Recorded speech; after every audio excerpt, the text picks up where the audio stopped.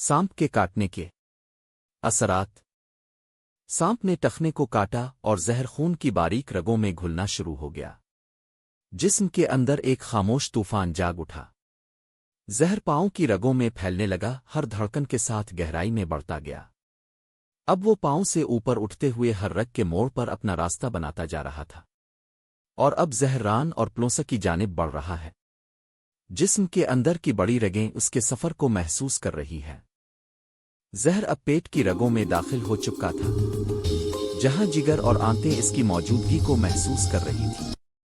जिगर, जो जिस्म का सबसे बड़ा फिल्टर है, पूरी ताकत से जहर को रोकने की कोशिश कर रहा था, लेकिन जहर की शिद्दत बढ़ती जा रही थी। वो अंदरूनी वेंस के जरिए दिल की जानिब बढ़ता गया, जहां दिल के दाएं अलिफाटम में दाखिल होकर दिल की धड़कन के साथ जहर फैला और फेफड़ों की तरफ रवाना हो गया।